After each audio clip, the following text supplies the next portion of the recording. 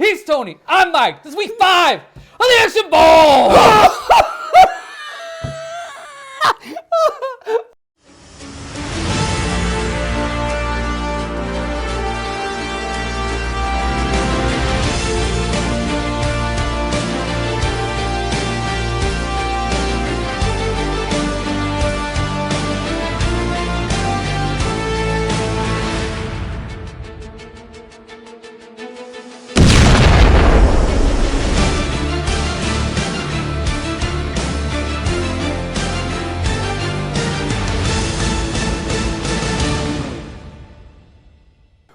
Week 5 of the Action Bowl has Charlie Sheen going up against Samuel Jackson. Charlie Sheen drew the rookie.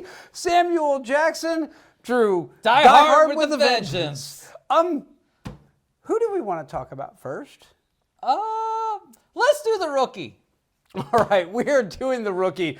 I mean, it's a pretty simple story. It's Charlie Sheen. He's a rich kid, but he wants to serve his community. He becomes a cop. He gets a little flack for it. He's a new partner of Clint Eastwood. Don't remember his character's name. It doesn't matter. It's Clint Eastwood. Right, it's Clint Eastwood.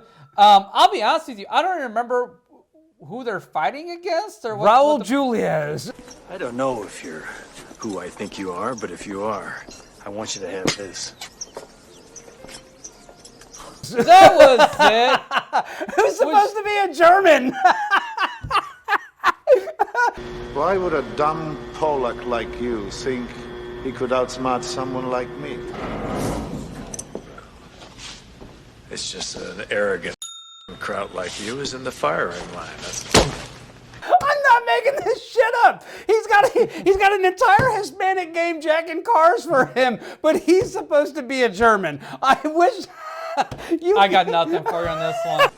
Well, there's no mistaking this German beer. Leaves a little aftertaste.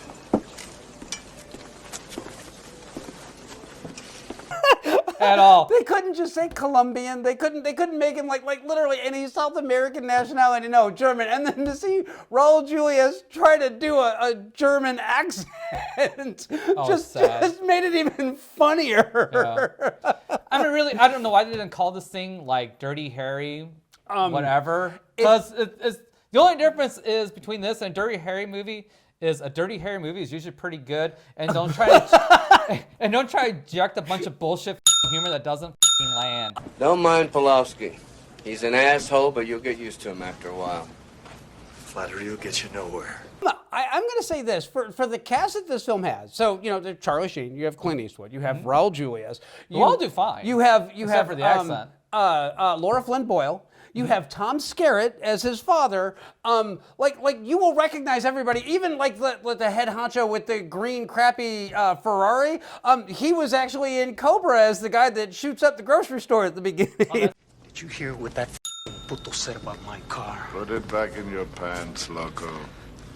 With the taste you beaners have, he was being kind. Oh, that's it? That's exactly who that is. Didn't recognize him. And I'm just going to say this. This is quite possibly the dumbest buddy cop film I have ever seen in my life. There's worse. There's worse. Okay, for this budget... There's Turner Hooch. There's Kindergarten Cop. I mean, there's a whole list. I mean, we could go through. Okay, but for something that's supposed to be kind of serious, yes, this is pretty bad. Yeah, and they're not like cool detectives. They don't do homicide or robbery. No, they do G rides. Well, sir, I figured there'd be more openings with the burglary, auto theft, and I love chasing G rides, sir. G rides, Ackerman? Sorry, sir. Grand Theft Auto. That's right, Grand Theft Auto. That's their whole shtick. And naturally, okay, let's walk through this one because I just got to know if you found this movie as completely stupid as I did. Oh yes. Because yes. First off, you have Charlie Sheen who's having nightmares about his interview to become a detective at like the very beginning of the film. That's another lie, isn't it? Jump, Joey, jump! You had a brother, didn't you? Jump! You murdered your own brother. It wasn't my fault. Come on, jump! Jump! Come on, Joey, jump it! You murdered your brother. You murdered your own brother. Own brother. Which was totally stupid, number one. Number two, you have Clint Eastwood and his partner, and it is like the most cut and paste, like, oh, here's my partner, we've been together for years, and we just know how each other think in every move. You gonna light? Nick, there must be 100 good reasons why you shouldn't smoke those things. Right now, I can't think of one. And they're trailing these car robbers as they're jacking cars, and they pull up and they're watching them load the vehicles onto it. Now, rather than calling for backup when you have a group of guys that have like 9 stolen cars, no, what you need to do is just you and your buddy should just walk right out there and go, hey, you're under arrest. Police officer, get your hands up! Up! A little early for Christmas shopping, ain't it? Now, to compound the stupid, what you shouldn't bother to do as police officers making an arrest of people stealing very high dollar automobiles, you shouldn't bother to put any of them in handcuffs. You should not have them actually like go down to their knees and put their hands behind their head. No. As a matter of fact, you should make absolutely sure that you don't do any of that. Then send your partner up to the cab where he conveniently gets shot by Raul Julius. Nobody here, Nick! Surprise. And then don't call an ambulance. Leave him there on the ground so you can hop in your car and chase after them on the highway. Oh no, man.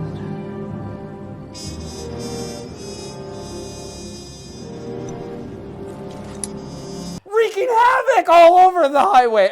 Again, it's a Dirty Harry movie. Everything you just said is the beginning of every Dirty Harry movie. His partner dies or gets injured or something like that, or doesn't want to work with him anymore. And here you are.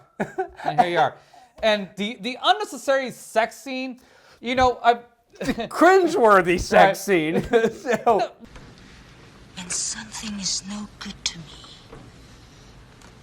I just cut it off and throw it away.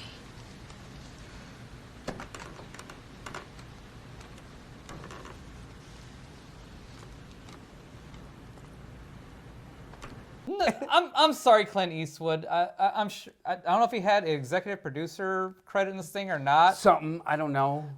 Who thought having this gorgeous, sexy Latino lady sleep with Dirty Harry? Charlie Sheen wanted the role, but then they rewrote the script. I guess so. I don't know. Who's your backup? You're my backup. You're a real precocious kid. I could almost get to like you. Hey, wait a minute. I was starting to enjoy that. The one thing, I will say this. Charlie Sheen acting in this movie is actually pretty damn good. I actually enjoyed his character quite a bit. Even though he's supposed to be like the rich kid or something like that. Yeah. Cop. I didn't need that plot point, but... Well, the only reason that's a plot point is they need the $2 million to get Clint Eastwood back. Which was stupid, too. Yeah. I mean, the plot of this movie is awful. Like, again, this is the worst Dirty... You know, I bet this probably was a Dirty Harry movie, and they probably like, you know what? This movie sucks so fucking bad, we're not going to slap Dirty Harry on top of it. We're just going to call it The Rookie and go on. Because let's face it, too, in every Dirty Harry movie, his partner is always a rookie. I'm also going to go on the record and say that like the whole bit with they have the big party and they invite Clint Eastwood there and then Tom Skerritt's all like, here's some cash, keep my son safe. I thought we were going to be direct. Yeah, so did I.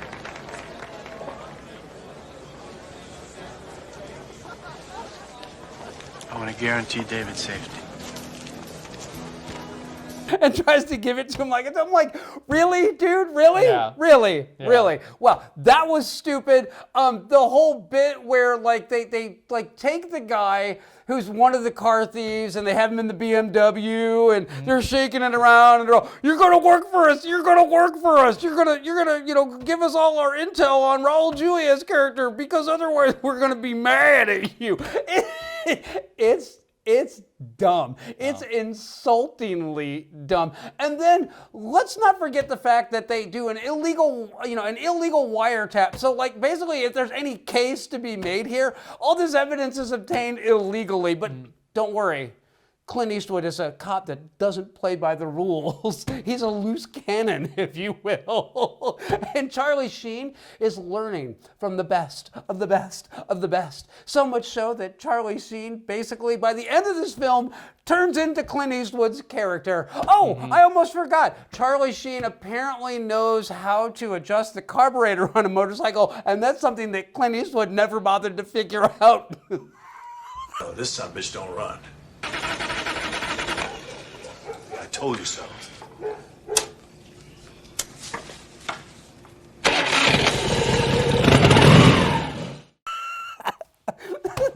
I literally think all I did was turn the petcock from off to on so gas actually flow into the carburetor.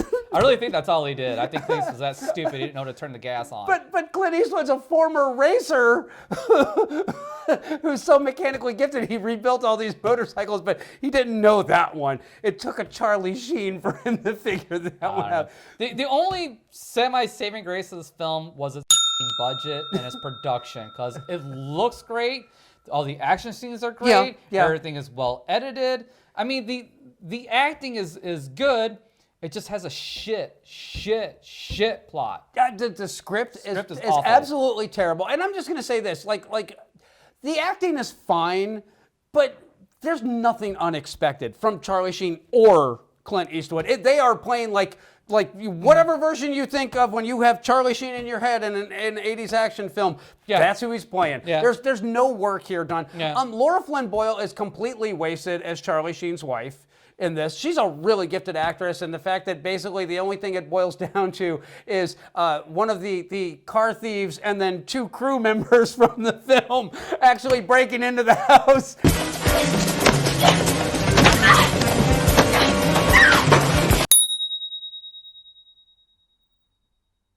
And watching her get assaulted while Charlie Sheen drives his motorcycle through the door. Oh, yeah. Please throw it up here.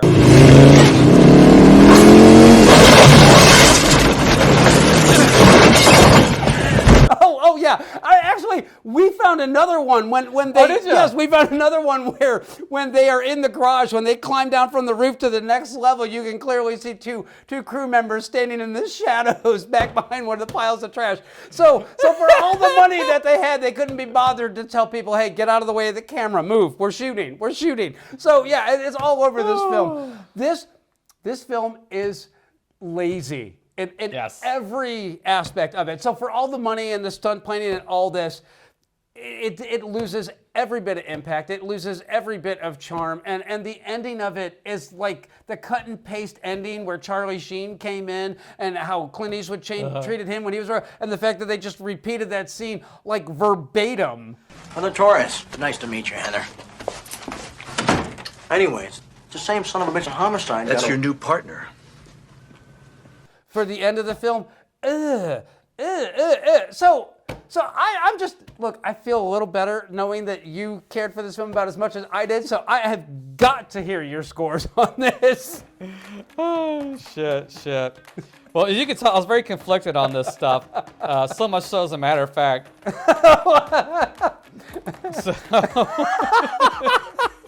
As a matter of fact. So here we go. Plot, and this is being very generous, a 4. Style, you know what? It is very well. It is well shot. executed. It is well shot. It's a good-looking movie. That's a 6. Entertainment, that was a 4. And I think that 4 is probably being very generous there too. I am going to say that, yeah, I think you are being generous because for the plot, I gave it a 2.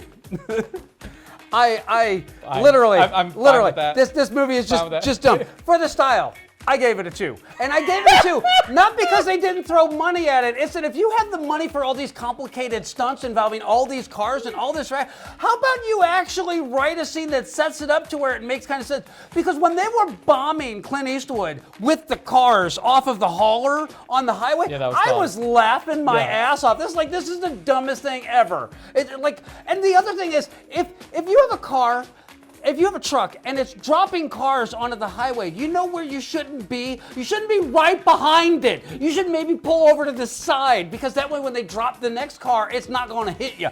Just saying. Just saying. So yeah, 2. And for the entertainment, I gave it a 1. A 1. I hated this film. It could not end fast enough for me. So for those of you that are having trouble, that's a 5 for me. I really didn't enjoy this film. So Oh, that is great. so coming up next, Samuel Jackson in Die Hard with a Vengeance. Stay tuned. You all right, kid? I don't know. Are we done yet? So Charlie Sheen's Suckfest squares up against Samuel Jackson in Die Hard with a Vengeance, which is the 3rd entry into the Die Hard series. Yes. So Directed by John McTiernan. yes, they got him back for this one. They And did. I will also say this. I did a little bit of reading on this one because honestly, I'd seen bits and pieces of it, but I never actually sat through the whole movie in one go. But this was originally a script that was submitted to the studio, and it was just called Simple Simon. Who is this? Call me Simon. What do you want? I want to play a game. What kind of game? Simon Says. And then they got it, and they kind of looked at it, and they thought, you know what? We should make this a Die Hard film, and that's kind of how this became what it is. This to me came across like 2 movies kind of sandwiched together. That would be the why, because they had to shoehorn John McClane's character in, and then put all that backstory shit that you remember from the other Die Hard movies. Did you talk with Holly?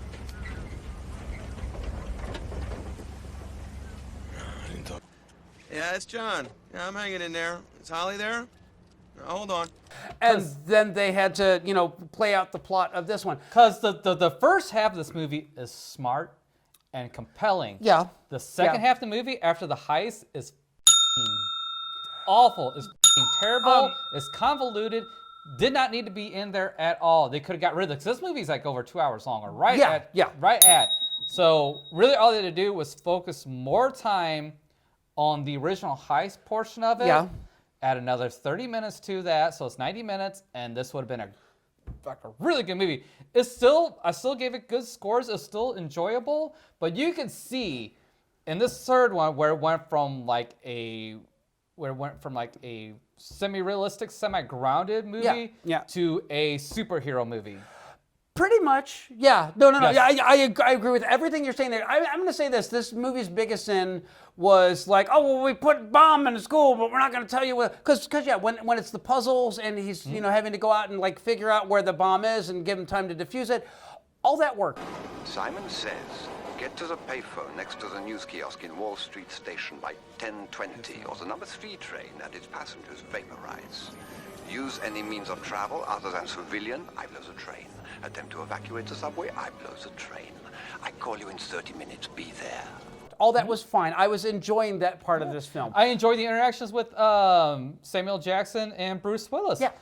I thought they worked very well together as a quote-unquote buddy cop in this scenario. But when they like, well, we got to search all these schools and we got to do all this, it got so bogged down in its own bullshit. And then, they'd already performed the heist. They'd already stolen all the gold out of the reservoir. But then we're like having to chase dump trucks all over town. And then like it's this underwater, underground tunnel system. And all that, it was just...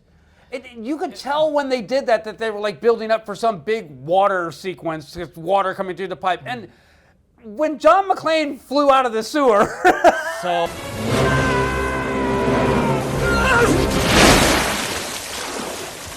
dumb. That's where the franchise jumped the shark.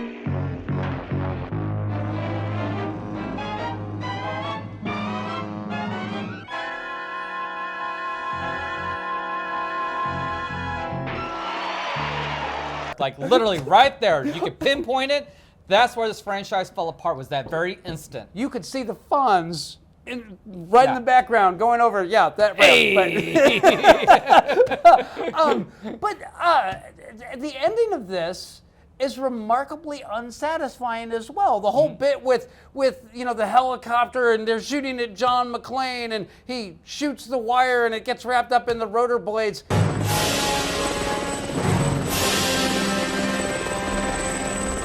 Say hello to your brother. Get out of here!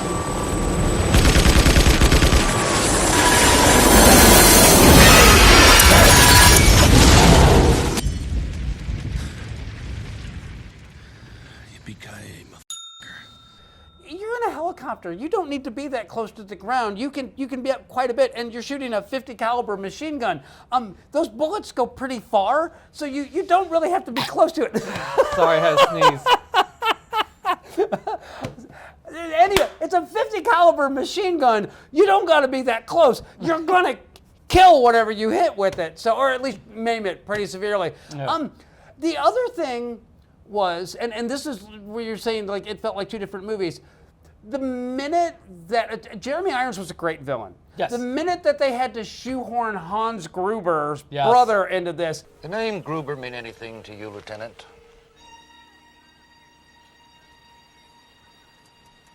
Rings a bell, yeah. L.A. What? That thing in the building in L.A. Peter Creek was born Simon Peter Gruber. That felt so lazy. It really did. It's like, you know what? You couldn't just say, hey, you know what? I'm targeting this guy because what happened in Nakatomi. No. It has to be a revenge thing, or he has to think it's a revenge thing. And again, the minute that they have that reveal is the minute that you know, oh, okay, this isn't a terrorist attack. This is a heist, because that was what the first film was. It was a terrorist heist, or a terrorist attack that was actually covering up for a heist that they were performing. So in that regard, while parts of this are very smart, parts of this feel very cut and paste to me. You know. And this franchise most definitely did jump the shark with this one. No ifs, ands, or buts about it. Because I love Die Hard. Die Hard 2 is solid. It's not great, but it's solid. But the other thing is that they were smart enough to change the location. They did something different. They did it in an airport. And this just wanted to feel like it was a smart movie, but it just wasn't. It's actually, the first half was solid. Everything after the heist was bullshit. It was like how many weird scenarios can we throw John McClane in that him and what's his face have to go, or how many action sequences can we throw in now? And it was one after the other after the other. Yeah, it got tedious. Oh, it got boring quick. So basically what we're trying to say is that Charlie Sheen has kind of a fighting chance here. So maybe not, but let's hear your scores. Well, as we're going through this again, I gotta make some adjustments because it wasn't near as good as I remember. You know what? F that. I'm gonna keep with these scores. Stick with what you got. So, at the time when I was watching it and I got done with this, like, you know what? That story and script was, a little bit of a cut above your average stuff. So I gave it a 6.5. Style is still John McTiernan. It still had action. Yeah. So everything that was on screen looked great and was well edited and all that stuff. So I gave it a 7. Entertainment, I loved the first half. And if it continued, it would have been a higher score, but that second half really pulled it down for me, so it was a 6.5. So for entertainment. So that's a total of, I'm sorry, my math is horrible right now, 13, 20. So that's really actually being generous. I mean, thinking about it now, it'd probably be closer to a 16 or 17. Yeah, I'm just going to say this. I mean, yes, there was money involved in this, but having a budget does not a good film make. You were much more generous with your scores than I am, and this might be controversial, but for the plot, I gave it a 2, and I gave it a 2 because it is Die Hard with a truck, with a bunch of trucks, with a dump truck. So for the style, I gave it a 3. It's got some fun moments. but it's so bogged down by just the overabundance of them.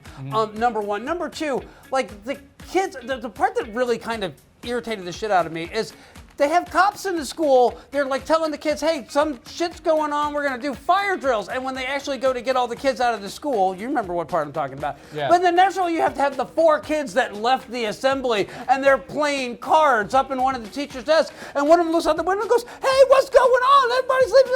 Oh my God! It was so insultingly dumb. I hated everything about that because we're winding the film down and you have to add this bullshit kids in peril to it for no reason whatsoever. You know, other than the fact that we're Samuel Jackson's family. Yeah. So yeah, that You had to make that payoff from earlier. pretty much. And for the entertainment too, it started off as a 5 or a 6, and then it just got drugged down further and further and further and further. And so this is just like Die Hard in name only, and literally that's it. You can have the cast, you can have the director, you can have the budget, but you know what you don't have? You don't have the smarts, you don't have the style, and I'm not rooting for John McClane in this one. In Die Hard, I was rooting for John McClane. In this one, I was like, thank God, it's fucking over already. Good Lord. So for me, my score on this one is a 7. So our results are coming up next. Stay tuned, and we're going to figure out who wins this week. And for some reason, he's very angry with me. Now, maybe you can tell me why, fellas, huh? So the most disappointing week of the Action Bowl, week 5, Charlie Sheen, Samuel Jackson. Neither of them really leave anything more than a bad taste in my mouth, but let's talk scores here. So for the rookie, I scored at a 5. You scored at a 14. That gives us an average score of 9.5. And then for Die Hard with a Vengeance, I scored at a 7. You scored at a 20. That gives us an average score of 13.5. So really, no matter who loses, we win. I'm just going to say, hey, look. You ever seen Men at Work? Oh wow, that's shockingly, yeah, that's pretty good. So, Charlie Sheen, the Action Bowl shame you go, sir.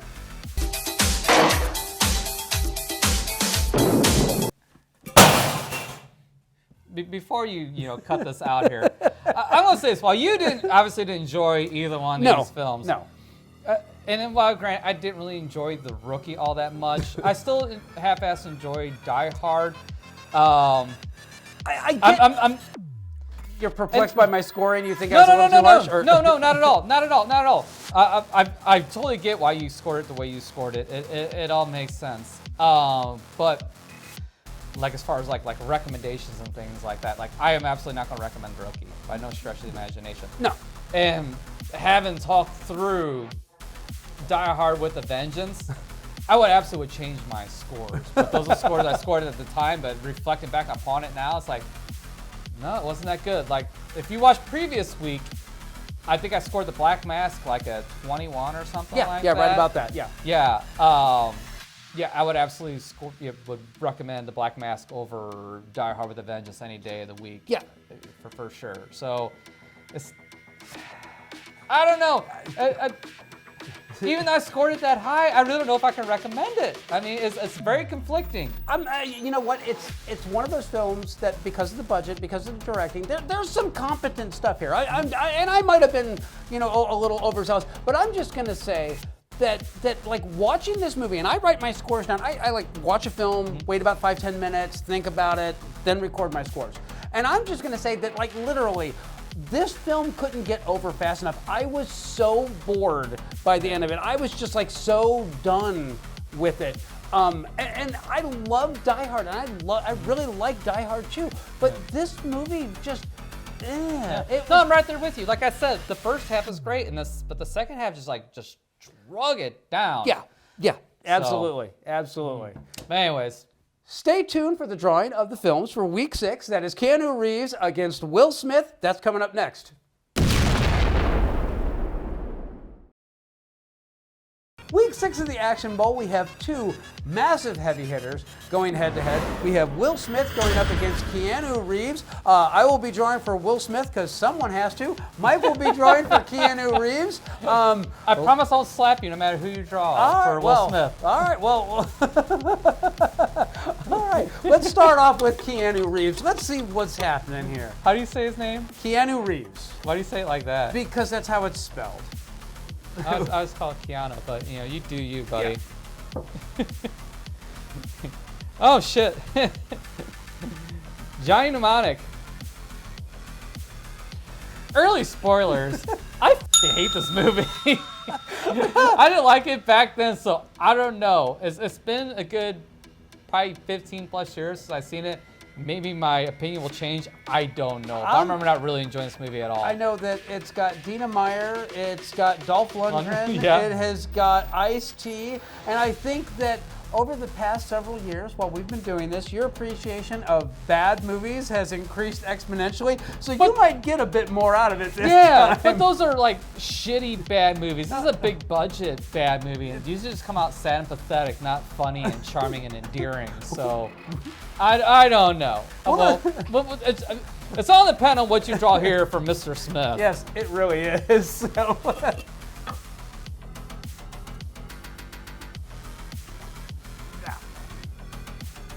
All right, and Will Smith has drawn Bad Boys.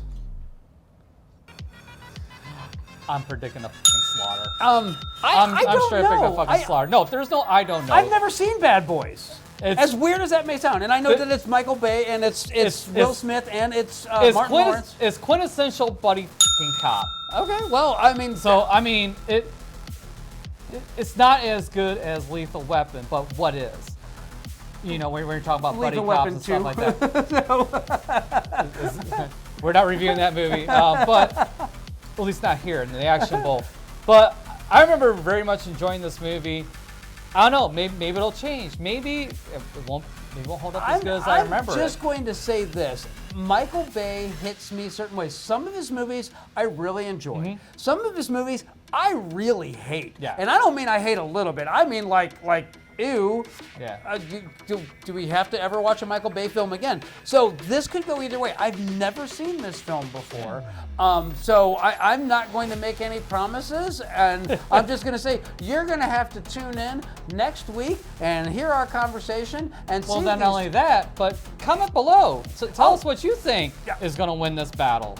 Or better yet, watch it, and next week throw your scores in the comment section and tell us how wrong I am.